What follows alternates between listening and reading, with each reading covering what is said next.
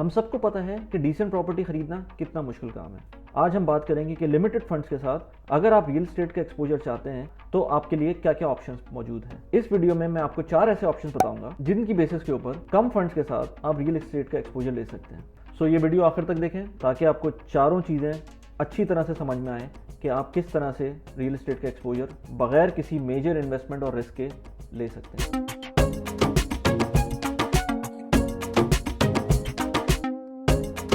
मेरा नाम मोहम्मद वली खान है और मैं इस YouTube चैनल के ऊपर पर्सनल फाइनेंस और फाइनेंशियल इंडिपेंडेंस के ऊपर रेगुलर वीडियोस अपलोड करता हूँ। मेरी एनालिसिस रियल लाइफ सिचुएशन और एक्सपीरियंसेस पर बेस करती है।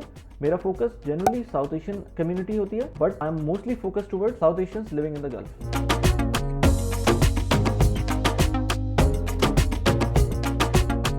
सबसे पहली और सबसे इंपॉर्टेंट बात, रियल एस्टेट को आप किसी भी सूरत में एसेट क्लास से नेगेट नहीं कर सकते हैं। मैंने एक वीडियो बनाई थी बाय द वे, जिसके अंदर मैंने जो नीचे से लेकर ऊपर तक के जो एक आपकी इनकम लेवल्स थे लोगों के, उसके हिसाब से एसेट डिस्ट्रीब्यूशन के बारे में मैंने बताया था। आप उस लिंक के ऊपर क्लिक कर सकते हैं और आप उस वीडियो को देख सकते हैं। उस वीडियो के हिसाब से जो इवन टॉप नेटवर्थ वाले लोग थे, वो लोग भी प्रॉपर्टी का अच्छा खासा पोर्शन अपने पोर्टफोलियो में रखते हैं। इवन दो मैं बिलियनियर्स की बात इस वक्त कर रहा हूँ, लेकिन लेट से अगर उससे कम भी आए तो वो ज़्यादा पोर्शन प्रॉपर्टी का रखते हैं। तो property is a very important asset class. पहले हम ये बात करेंगे कि फिजिकल प्रॉपर्टी लेने के बगैर हम कौन से वो 2 रीजंस हैं जिसकी वजह से लोग प्रॉपर्टी लेना चाहते हैं। मेरी नज़र में 2 रीजंस ऐसे हैं जिसमें के लोग प्रॉपर्टी का एक्सपोजर लेना भी चाहते हैं लेकिन फिजिकल प्रॉपर्टी नहीं खरीदना चाहते या खरीद नहीं सकते। एक रीज़न तो ऑफ कोर्स ये है कि फंड्स नहीं है लोगों के पास। लेट से आपके पास इतने पैसे ही नहीं, लेट से आपके पास 1 करोड़ रुपए नहीं है कि आप एक अपार्टमेंट इन्वेस्टमेंट के लिए ले सकें। सेकेंडली, अगर आपके पास फंड्स भी हैं अवेलेबल, आप ले भी सकते हैं, लेकिन प्रॉब्लम ये है कि आप ये नहीं चाहते कि फिजिकल प्रॉपर्टी के अंदर इतने पैसे इन्वेस्ट कर दें कि आपके पास फिर कम पैसे बचें लेट से, या आप नहीं चाहते कि पूरे के पूरे पैसे ही एक ही प्रॉपर्टी के अंदर लगा दें। और दूसरा ये कि आप ये भी नहीं चाहते कि आप प्रॉपर्टी में पैसे इन्वेस्ट कर दें और उसके बाद जो रेंटल मैनेजमेंट है वो भी आपके सर का दर्द बन जाए और वो भी आपको ही करना पड़े।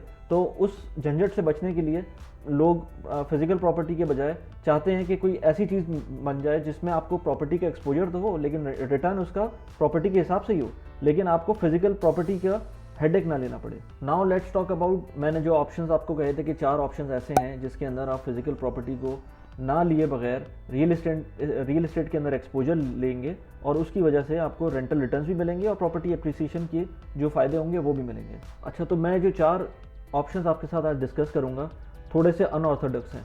मतलब हो सकता है आपने आज से पहले इस तरह की बात ना सुनी हो, लेकिन ये क्योंकि प्रूवन है थ्रू द डेटा, तो इसलिए आपको ये पूरी वीडियो देखेंगे आपको तो आपको आइडिया होगा कि मैं किस बारे में और हर बात को मैं डेटा से प्रूव कर रहा हूँ। सबसे पहले तो ये जो 4 ऑप्शन है उसके अंदर सबसे पहला ऑप्शन ये है कि आप लेट से पाकिस्तान में रहते हैं, तो पाकिस्तान के अंदर जो ऑप्शन है आपके पास वो ये है कि आप सीमेंट के स्टॉक्स ले लें। अच्छा, सीमेंट मल्टीपल कंपनी सीमेंट्स बनाती हैं पाकिस्तान में, लेकिन आप ये देखें कि जब भी रियल एस्टेट का बूम आता है कंट्री के अंदर तो सीमेंट का स्टॉक सबसे पहले ऊपर जाता है।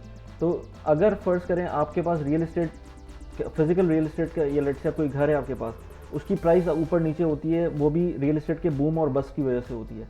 तो अगर फर्ज करें पाकिस्तान के अंदर आपको घर की अप्रिसिएशन मिल रही है तो एट द सेम टाइम आपको सीमेंट के स्टॉक्स की अप्रिसिएशन भी मिलेगी क्योंकि कंस्ट्रक्शन सेक्टर उस वक्त बूम कर रहा होगा। तो ये एक इनडायरेक्ट इफेक्ट है जो कि आपको मिलता है। अब स्टॉक्स प्राइसेस की बात करें तो सीमेंट का स्टॉक लेट से बहुत सारी कंपनीज है, उसके अंदर मैं आपको ये ग्राफ्स दिखाता हूँ अभी, जिसके अंदर 100 रुपये का स्टॉक भी है, 200 रुपये का स्टॉक भी है। तो आप कोई भी जो आपके फंड मैनेजर है आप उससे बात करें, और अगर आप लेट से स्टॉक लेना चाहते हैं तो 5 या 6 को कंपोनेंट बनाएं और अपने पोर्टफोलियो के अंदर इंक्लूड कर लें अपने फंड मैनेजर से बात करके। आप खुद ही देख सकते हैं कि इसके अंदर अटक सीमेंट, बेस्टवे सीमेंट, चिराग सीमेंट, फौजी सीमेंट, इन सब के जो ट्रेंड्स हैं वो बिल्कुल सेम फॉलो करें। 2017 के अंदर पाकिस्तान के अंदर प्रॉपर्टी हाईएस्ट पीक पर थी हर तरह से, उसके बाद ये डाउनफॉल आया था। इसी तरह सीमेंट सेक्टर में भी डाउनफॉल आया था। आई एम श्योर आप कहेंगे कि स्टॉक मार्केट में भी उसी तरह से डाउनफॉल आया था, लेकिन स्टॉक मार्केट का डाउनफॉल उस चीज़ को फॉलो नहीं करा जिस तरह से सीमेंट सेक्टर का डाउनफॉल प्रॉपर्टी प्राइसेस में आया था। मैंने अच्छा 2017 के बाद से लेकर जो इसके अंदर ड्रॉप आना शुरू हुआ था वो अंटिल 2020 के मिड लेट से मई तक आया था, क्योंकि उसके अंदर कोविड का इम्पैक्ट भी आ गया था।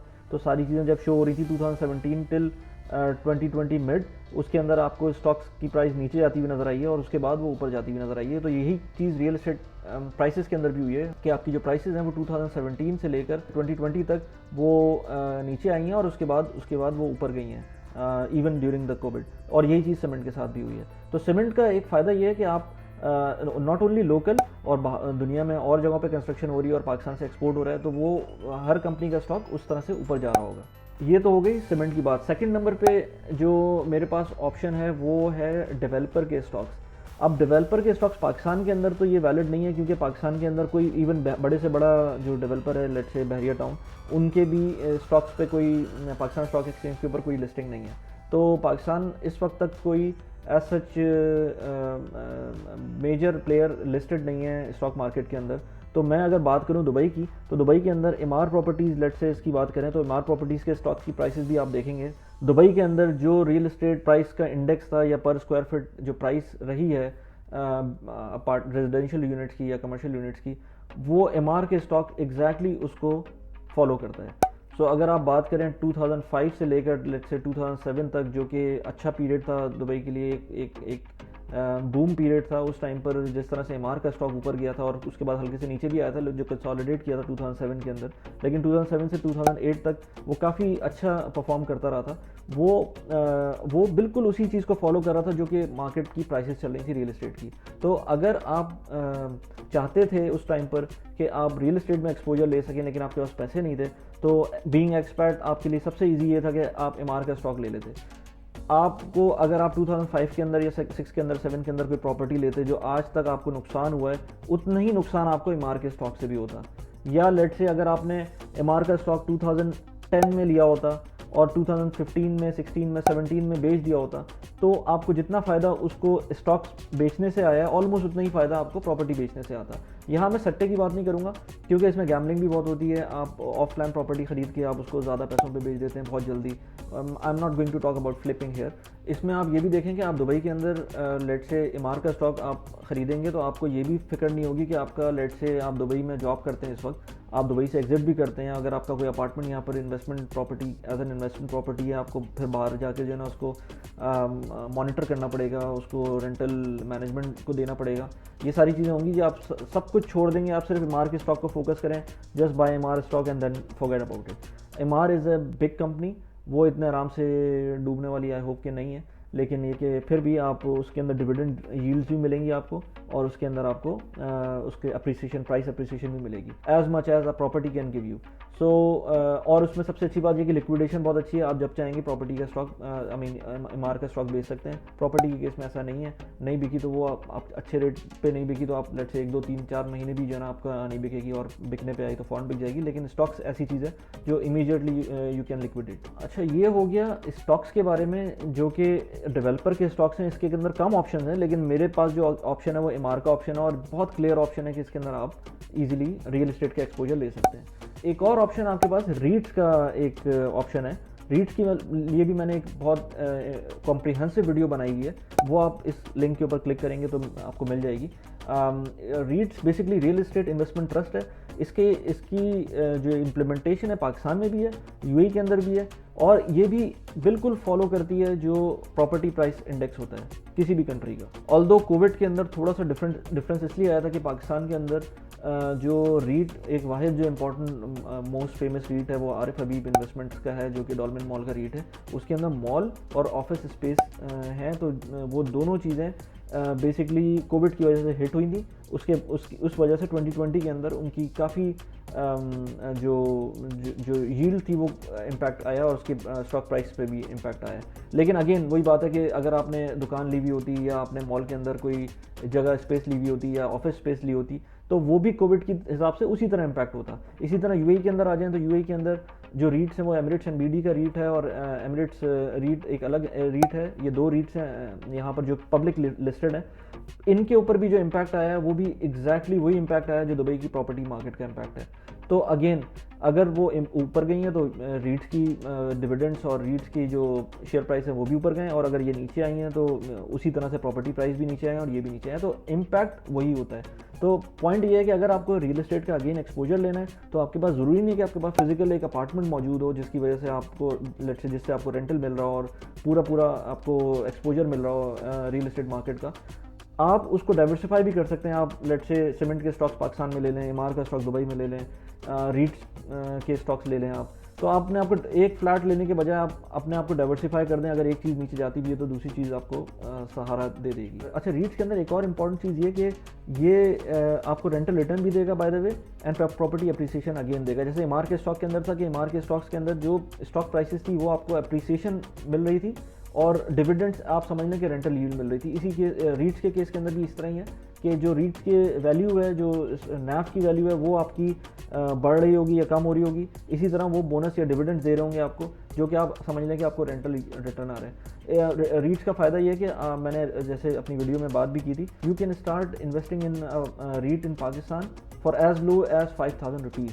तो आप आरिफ हबीब का रीट अगर लेने जाएंगे तो stock price almost I think minimum entry price उसकी 5000 रुपीज़ है। तो आप इमेजिन कर सकते हैं कि आप छोटे से छोटे लेवल के ऊपर आप जो है ना एंटर कर सकते हैं। अच्छा, चौथा जो ऑप्शन है वो ऐसा ऑप्शन है जिसके अंदर आपको वो हल्का ऑप्शन नहीं है, वो उसके अंदर आपको थोड़े से पैसे डालने पड़ेंगे। मैं ऑफ प्लान प्रॉपर्टीज़ की बात कर रहा हूँ। ऑफ प्लान प्रॉपर्टीज़ का मतलब ये है कि अगर आप कोई चीज़ अभी इस वक्त तैयार नहीं है और आप चाहते हैं कि उसके अंदर इन्वेस्ट करें, लेट से एक बिल्डिंग तैयार हो रही है और उसके अंदर लेट से आप कोई अपार्टमेंट बुक करते हैं, तो over the period of 5 years वो तैयार होगी और उसके अंदर आपको इवेंचुअली अपार्टमेंट मिलेगा।